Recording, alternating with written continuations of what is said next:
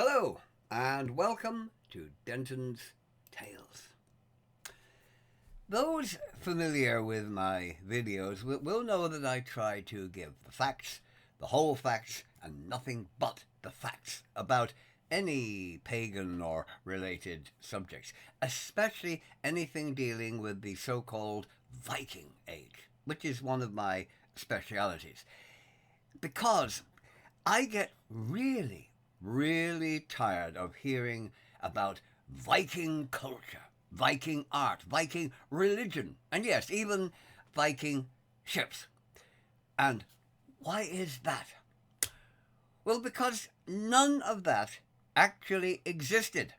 No, there was plenty of Norse culture, art, religion, and yes, ships from Norway, Denmark, and Sweden, but the Vikings, as such, had nothing whatever to do with that, though the term Viking has come to often mean a nationality, as though the Vikings were one national group, all from the same place and all led by one ruler.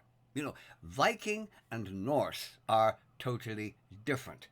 No Norseman could be Viking, but he could go Viking. Because no one in the Scandinavian countries was ever a Viking unless they got in a ship. And they went somewhere in it. And they did something when they got to wherever they got to in the ship. The term Vikinger, as it was in Old Norse, meant specifically someone who went somewhere in a ship and did something. It could be raiding, it could be trading, exploring, founding settlements, or just watching the scenery go by on a lovely day as they sailed down the coast. But a ship was required.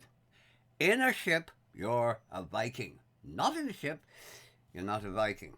Which is why those who say, "I'm a Viking, I live the Viking lifestyle every day, I'm a Viking," yes, they are a tad delusional, I'm afraid. Technically, they are not Vikings. They can't be a Viking without a ship. And even the real Vikings were no longer Vikings when they came home and they got off the ship. They left their Vikingness in the ship. And by the way, there was no such thing as a Viking ship, actually.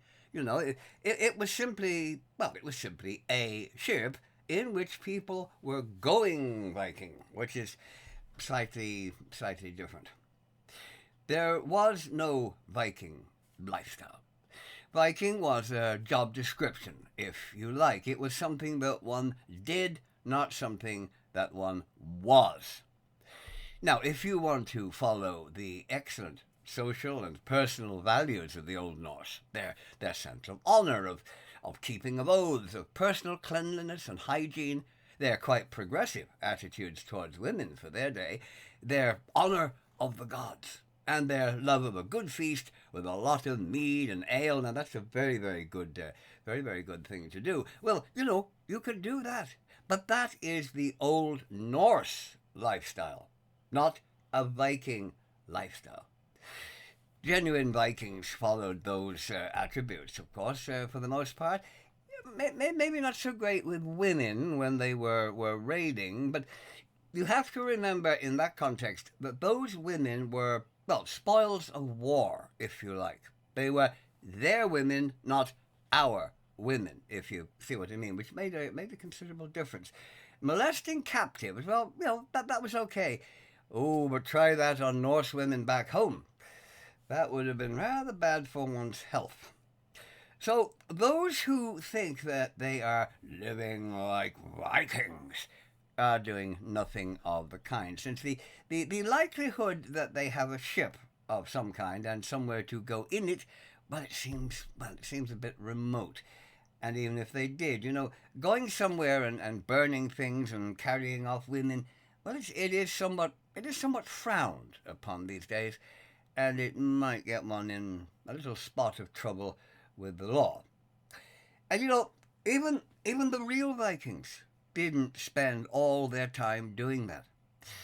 As I said, this confusion between Norse and Viking I find quite irritating. That the terms seem to be interchangeable. That Viking is so often used as a term of national identity rather than something that some Norse people did, though not all. And that's important because while all Vikings were Norse, yes, coming from Norway, Sweden, and Denmark, not all Norse were Vikings. Though, looking at many YouTube videos about them, one wouldn't think that, where all that is discussed is every possible aspect of raiding by this group called the Vikings, who are portrayed as some sort of army like group who all come from somewhere and, to all intents and purposes, are a nationality.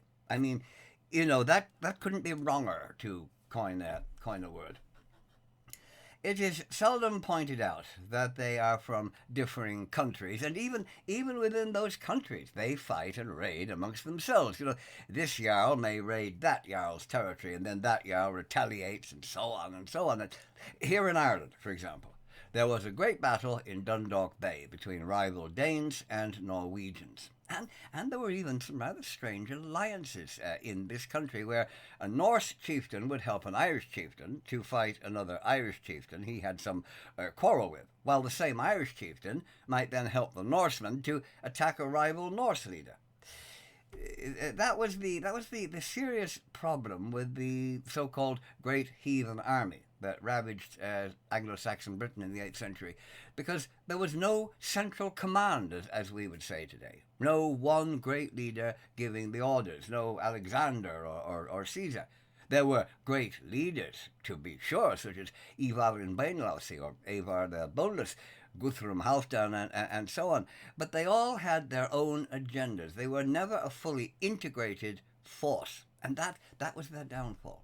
Ivar left the army to pursue his own campaign to the north against the kingdom of Alba of Scotland, as we know it today. Guthrum wanted to do this, but somebody else thought they should do that, and so there was no real organized central plan. The leaders were fighting for themselves rather than for a united cause, a common good. Many Norse people would never have got into a ship. Those who lived far from the coast, for example, and had no need to go there, having farms or trades miles from the sea, maybe not being fit enough to go out on a sea voyage like that, or having enough of worldly goods that they had no interest in going somewhere and risking death to gain things that they really didn't need. You have to remember that raiding could get you killed, after all. So it wasn't something that one did just to pass the time on a slow day. Many Norse people might never have even seen a ship.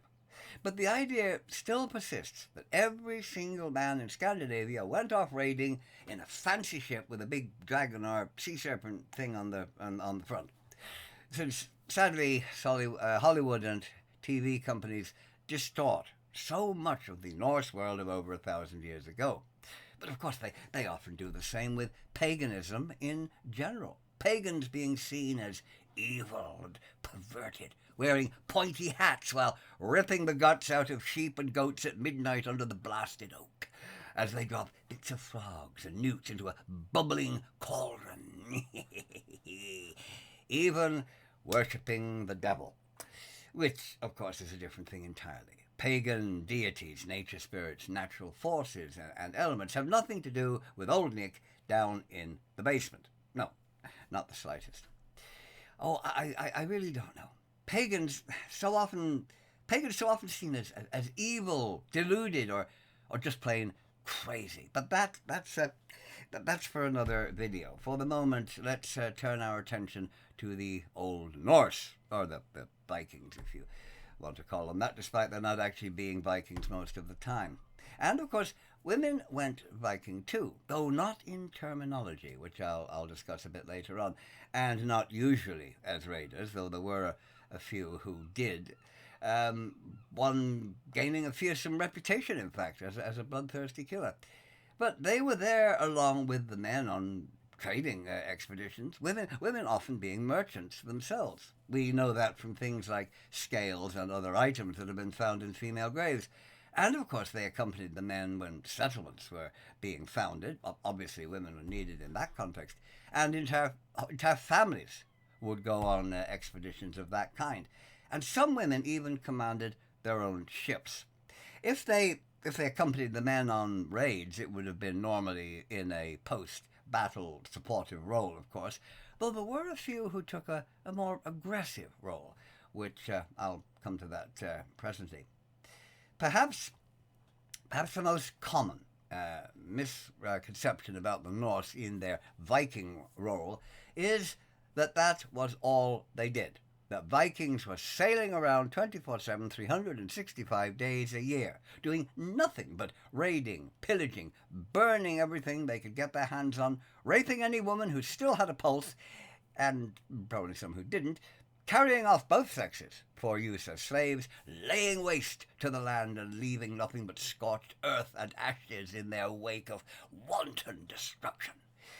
Nearly every documentary or YouTube video either has a thumbnail showing savage men armed to the teeth, pillaging and burning, or when it opens, you see the same savage men armed to the teeth, pillaging and burning, leaping off fancy ships with a dragon or sea serpent on the front end, and running through blazing villages as they wantonly slaughter everything in their path. The last video documentary that I watched kept repeating various clips like that all the way through. Ship leaping, burning, killing, lusting, and really not being very nice. Only a brief mention was made of any other activity, like trading, for example, the entire thing being almost exclusively devoted to one thing and one thing only: raiding, implying that Vikings didn't bother making things for themselves or buying or trading for anything they needed. No, they just went off and stole the fruit of the toil of others. Bad Vikings. Quotes like, "From the fury of the Northmen, good Lord deliver us," were mentioned quite freely, and how all Europe lived in fear of the dragon ships. How the Norsemen brought a reign of terror across all the lands in their never-ending search for plunder, women, and of course Christians to slaughter. Oh, very important, that one. Oh, you got to get all those Christians. Oh, yes. But you see, if you say, yes, but that's exaggerated, well, you will be asked, well, what about this particular raid? Or that particular raid? What about the infamous raid on the monastic island of Lindisfarne, or Lindisfarne as it is now, in the Kingdom of Northumbria in 793 AD, the first real Viking raid on Britain, in which monks were slaughtered or taken captive, and the shrine of St. Cuthbert was destroyed. Oh, an act that sent shock waves right across the British Isles. What about that, they say? The terror of it, the barbarity of it, that's what the Vikings did. That's what they were: robbers, thieves, murderers. Well, of course, on that particular occasion, and others like that, well, yes, they were. But, you see, firstly, one must remember that it was a raid. A raid, a fast assault that gave no time to prepare any defense, even if there could be one, against a soft target guarded by unarmed monks whose idea of resisting such an attack was to prey at the attackers. Yes, as a defensive strategy, praying has always proved about as much use as trying to drain Lake Michigan with a bucket. A great deal of effort to achieve nothing, at the end of which, well, you're still dead all the same. But, you see, was a Viking raid really any different from a raid by anybody else? In a word, well, no. Everybody in those days, from time to time, went to other villages, towns, other countries even, to, shall we say, well, forcibly borrow things that they wanted. There was always a war of some kind going on somewhere. Various petty chiefs, barons, jarls, kings, or whoever the local strongman top guy on the totem pole happened to be, happily relieving others of their goods and valuables. Warfare and raiding, well, they were really opposite ends of the same stick, and usually sort of overlapped, and a few women thrown in for a bit of entertainment afterwards.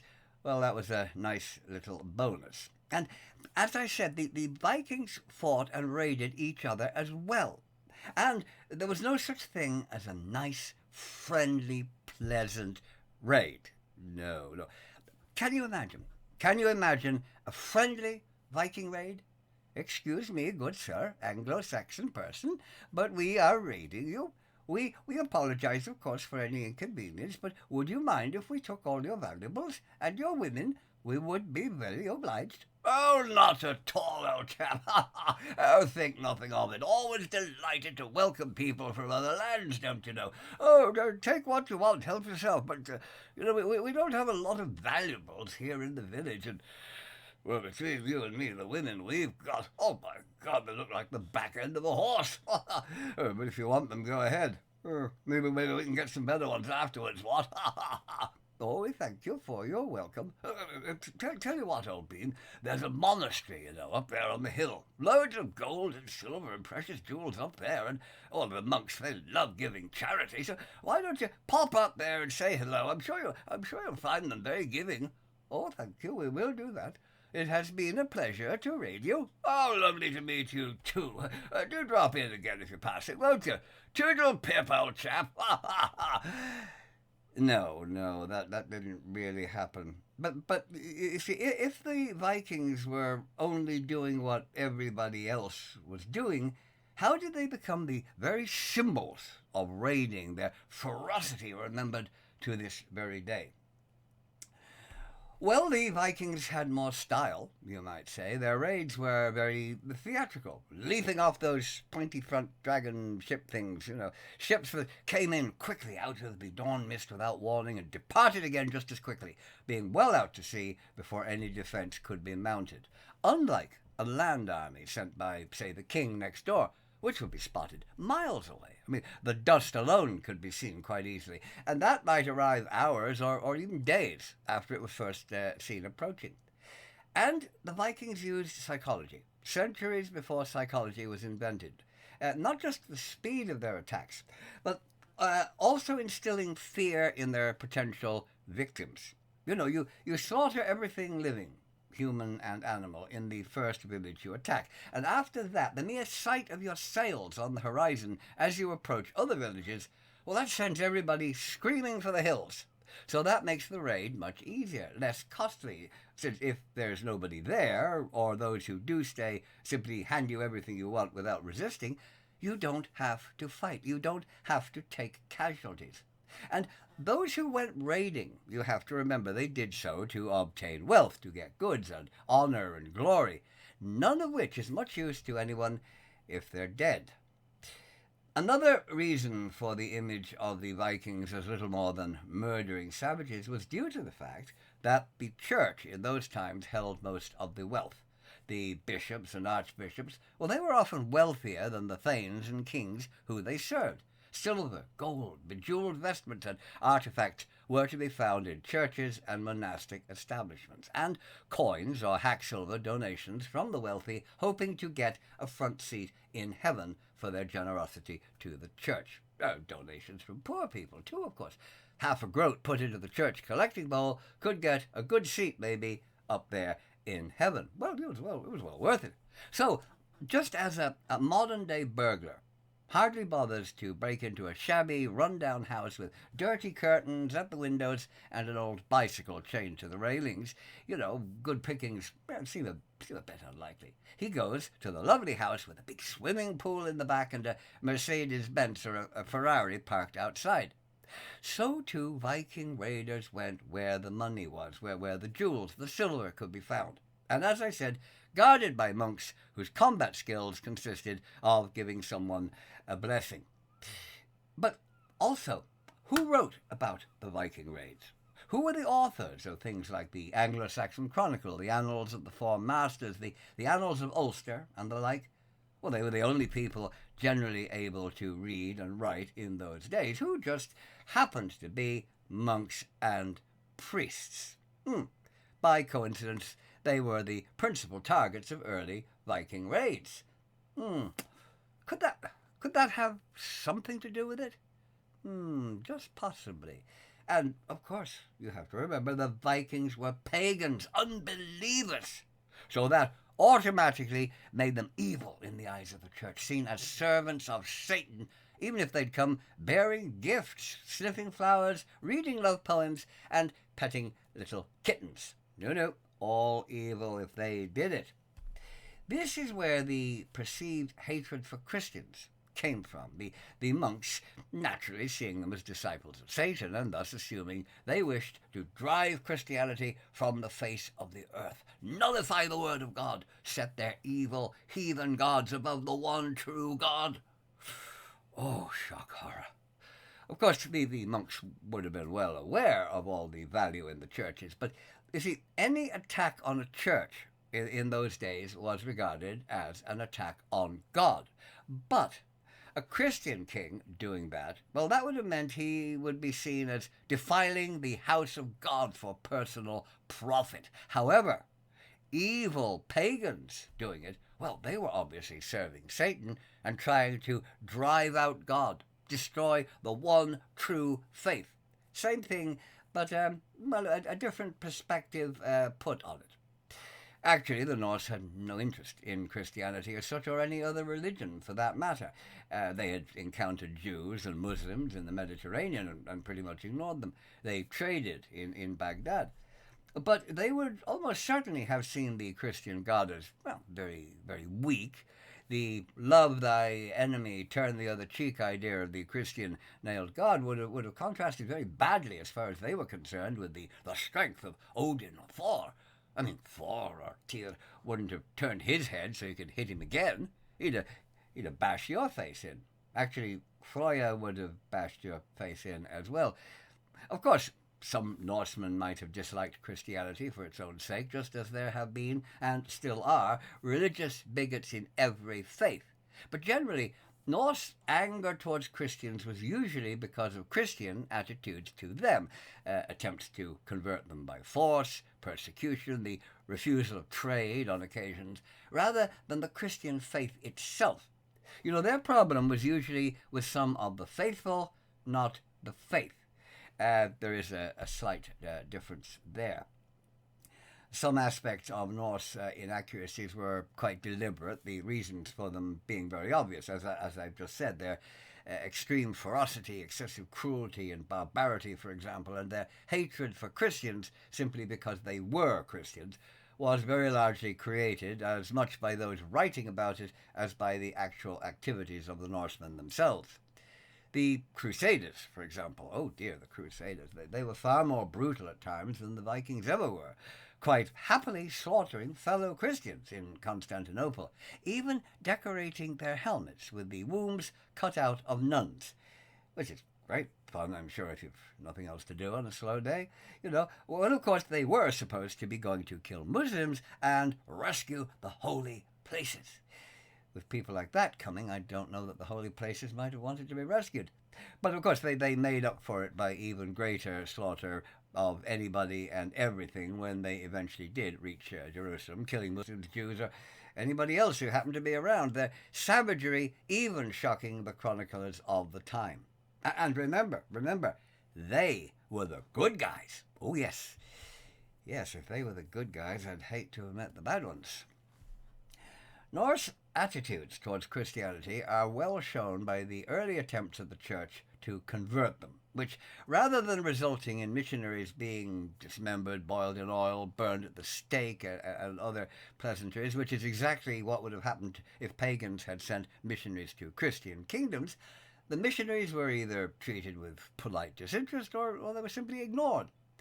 In Denmark, the first missionaries arrived quite early on, around 710 AD. But the Danish king, well, he was polite, but he was uninterested, in stark contrast to what would have happened had they been preaching paganism to the average Christian king, which would have ended probably in a nice barbecue in the town square, with them being the barbecue. The first conversion attempts in Sweden occurred in 830 AD when Ansgar, Archbishop of Hamburg and Bremen, built a church in Birka. Oh, there's a start. Though as to any faith spreading, well, he was a total flop. The Swedes weren't interested. They were sort of, Christianity? Boring. In Norway, Christianity didn't arrive until well into the 10th century. King Håkon Haraldsson, known as Håkon the Good, made the first recorded attempt to bring Christianity to that country. But simply trying to influence his people to change faith. He realized that a forced conversion has little genuine religious acceptance in it. You could say someone converted against their will remains of the same opinion still. And he decreed that the Norse midwinter festival, Yule, and the Christian Christmas should be celebrated together, sort of integrating their respective practices, thus hoping that would induce more people to convert to the new faith. It would get them interested in it. They'd start asking questions. And he helped that along with alcohol, which is always a good way to get people together. And drinking was something that the Norse were rather good at, of course, to begin with, though it was the first time they'd been ordered to do it by royal decree. No doubt working on the idea that those who drink together might just worship together, the king ordered that each free man must drink what was apparently 4 gallons of mead or ale over the Yule Christmas festival, and continue to celebrate until every drop of it was gone. As long as there was a drop left, you kept on celebrating by order of the king, the only legislation in history that punished someone for not getting drunk, since not doing one's alcoholic duty would incur a fine. While no doubt greatly enjoying the king's alcoholic decree, it didn't result in Norway converting to Christianity. They just got drunk. Oh well, at least King Haakon tried.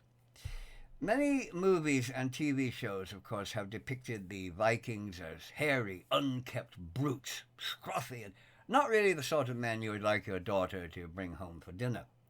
Actually, the Norse were probably the cleanest people of Europe in the early Middle Ages, combing their hair and washing their hands and faces every day, and bathing once a week, the day that we know as Saturday being known as Lolgada, which means the pool or the bath day. A weekly bath? A weekly bath? Oh, an unheard of thing among other peoples, who might bathe, well, maybe once a year, maybe even twice if they were real clean freaks. And it is very probable that some people were never immersed in water again after their baptism. Norse cleanliness absolutely astonished the Anglo-Saxons, who were mystified by such strange behaviour. And there is even one Saxon account of them wanting to kill the Viking men because they were so clean and well-groomed that Saxon women were becoming attracted to them, and the Saxons feared losing their women to the Northmen. We have it on the authority of an English monk and chronicler named John of Wallingford, who was writing in 1002 AD that the Norsemen, and I quote, caused much trouble to the natives of the land, for they were wont, after the fashion of their country, to comb their hair every day, to bathe every Saturday, to change their garments often, and set off their persons by many frivolous devices. In this manner they laid siege to the virtue of the married woman, and persuaded the daughters even of the noble to be their concubines. Oh, you couldn't have that sort of thing going on. Of course, the answer to the problem was really rather obvious. Take a bath more than once a year and comb your hair. Something like smelling like a pigsty, let's just say, on a hot day is a guaranteed passion killer. Oh, yes, take it from me. Some of the most common items found in Scandinavian graves are actually related to grooming and hygiene, various types of combs, tweezers, earwax removing tools, and so on. So a real Viking would have been, very well dressed, clean, well groomed, and certainly more pleasant to be with in a confined space on a hot day than would many others of their time. Oh, those Anglo-Saxon women, they knew a thing or two. And speaking of women, strictly speaking, there were no female Vikings. The term Viking was a noun referring to a particular activity that was seen as a male role. So I could say, no, female Vikings never existed, no. But you see, that is the case only from a grammatical point of view. It is a linguistic statement. But that did not stop some women from being Vikings by activities, even if not by grammar. As I've said, women frequently traveled on ships as merchants, traders, settlers, and some women even commanded their own ships, such as the famous Aud the Deep Thinker or the Red Maiden in Ireland. And if the men were exploring, then, well, the women were exploring too, since they were on the same ship at the same time. And if there was fighting and women joined in, which we know did happen despite what many people claim, then those women were warriors at that moment. And you have to remember, there's a big difference between a warrior and a soldier.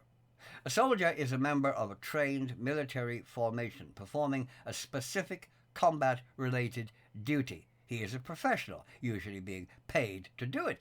Whereas a warrior, well, a warrior is someone who fights, who may or may not be a professional fighter or get paid for it. He may be a member of a designated military unit, yes, or he may simply be a farmer, a carpenter, or a fisherman who takes a weapon, and possibly a weapon that he uses in his work, like a carpenter could take an axe, and he goes into battle with it, which is what many Viking raiders were. They were not professional soldiers. They were farmers and fishermen and carpenters and people who went off on a raid.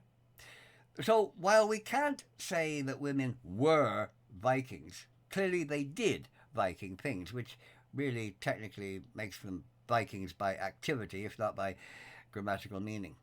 Of course, much later, nearer our own time, the term Viking completely changed in usage, if not in actual meaning. So we got the Viking art, the Viking cooking, the Viking religion, the Viking mythology, and Viking anything else you can think of that anybody could have done anywhere at any time in Scandinavia or anywhere else the old Norse happened to go. Anybody or anything suddenly was Viking. And I really hate that. But, things found in graves. Women buried with purely military weapons, just the same as men, as well as mentions in the Icelandic sagas and some historical references, show that women did take part in combat. Now, usually under special circumstances, such as, well, the men being hard-pressed and the women joining in to support them. And in the sagas, the number of times when women joined in with men as equal warriors show that the concept of a woman fighting was accepted. Since none of the men are surprised or object to it, they accept it as perfectly normal. And concept is very important and often overlooked. If something never happened, couldn't happen, it was absolutely impossible, well, it would have been recorded quite differently. The men would have been surprised, they'd have been shocked, they'd have protested, but no, they never did. That makes a statement. The Skaldmir or shield maidens, so prominent in the television show Vikings, are usually dismissed as pure romanticized fiction. But while the way they are depicted in the show is totally wrong, dozens and dozens of women in every shield wall on both sides, and all of them armoured exactly the same with matching shields, waving banners and banging drums and all that, that is not correct.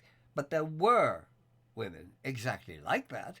And I quote, "There were once women in Denmark who dressed themselves to look like men and spent almost every minute cultivating soldier skills.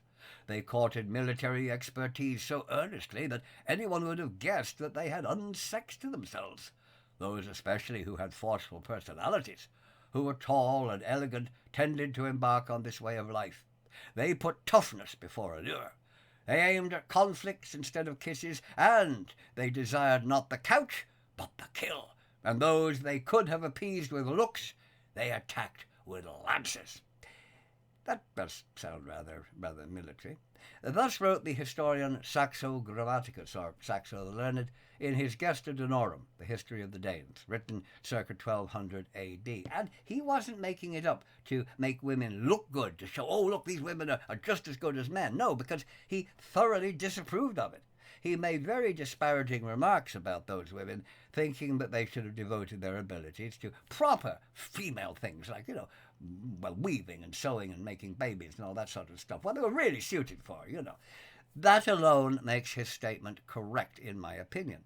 I think we must take Saxo's word for it. Likewise, his account of the Battle of Bravara, which took place between King Sigurd of Sweden and King Harald Wartooth of Denmark, with 300 shield maidens, we are told, being involved in it in the year 750 AD. Now, this battle is also mentioned in the Hervarar saga, among others. And Saxo, once again in his Gesta Danorum, writes, Now out of the town, under the captains Hetha and Visna, with Håkon Cutcheek, came Turmi the sailmaker. On these captains, who had the bodies of women, nature bestowed the souls of men. Viborg was also inspired with the same spirit, and was attended by Bo Bramson and Brat the Jute, thirsting for war. A woman named Hedborg is also mentioned, and Viborg was credited with killing the champion Swedish warrior. Sulti, he was called, before being killed herself. And Visna of the Slavs, as she was known, was said to have had her arm cut off while carrying the Danish banner. Again, that sounds rather military to me. Historians have been divided over the years as to whether that battle was genuine or fictitious, though from my point of view that makes absolutely no difference to the status of the women. Concept, again. The concept of the 300 shield maidens is important, mentioned both by Saxo and in the Sagas. If it couldn't happen, it wouldn't have been mentioned, or at least it wouldn't have been mentioned in the way that it is. And once again, we must remember Saxo did not approve of women doing it, so he certainly wouldn't have made it up. In the Volsunga saga, Gudrun dons armour, picks up a sword, and joins her brothers Gunnar and Hogni in battle, fighting alongside them. Yet neither they nor anyone else seems to see anything unusual in that. Yeah, she's a woman, she's giving us a hand, so what?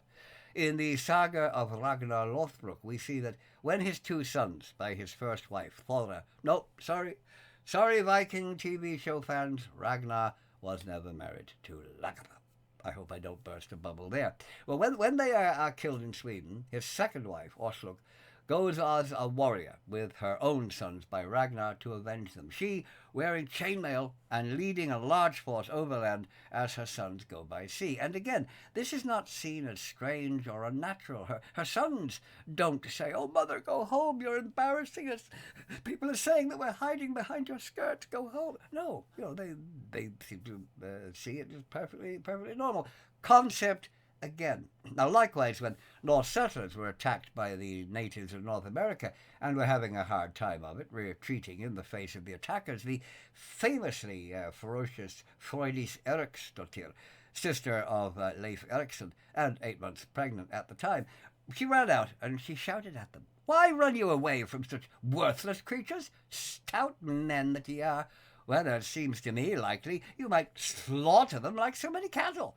Let me but have a weapon, I think I could fight better than any of you." Now, they ignored her, but like Gudrun, she picked up a sword one of the men had dropped, and she charged at the natives, bare-breasted and screaming a battle cry, driving them off. But nobody, including Leif, seems to have been in the least bit surprised by that. And female soldiers are historically recorded as fighting in 971 AD, when Grand Prince Svatoslav I of Kiev, ruler of the Kievan Rus, the Swedish Vikings who had settled in what is now Russia, Belarus, and the Ukraine, when he invaded Bulgaria, which was part of the Byzantine Empire, bringing female soldiers in his army. And this is historically recorded. Given the times throughout history that women have joined in combat for various reasons, the idea that Norse women took up arms on occasions, especially if defending their families or their property or their menfolk, well, that seems hard to question. And there are mentions of female Viking raiders as well, concept being important in that context as well, which will be the subject of another video. Norse women, of course, were better treated, and they had more standing, greater freedom, and more extensive rights than in many other countries at that time, and sad to say, in some countries, even in our own day. For example, women who were in an unhappy marriage didn't have to stay in it. Divorce was common, and it was also relatively easy, and it could be initiated by the woman or the man, just the same. If a woman wanted a divorce, she had to call witnesses into her home to the marriage bed, and there she would declare that she had now divorced her husband. And she had to do it in front of them by the bed, and that was fine. The marriage contract would normally, of course, have had a clause in it on how property would be divided in the case of a divorce, so they always were allowing for that. But if the grounds for divorce related to any wrongdoing by her husband, Well, the wife was entitled to very significant compensation, so as to ensure that she was able to support herself once she was single again, and she could reclaim her dowry. Women were not shut away as unclean during their periods, as was the case in many other countries, and they had full control in domestic matters, running the home and the family farm, or running any trading business when their husband was away, and of course taking full and permanent control of all matters in the event of his death. I hope you've enjoyed this look at aspects of the pagan Norse, so often wrongly referred to as the Vikings. And some of these topics will feature in more detail in future videos. Till then, I shall say goodbye, or farewell, as it was in Old Norse. Goodbye until the next time.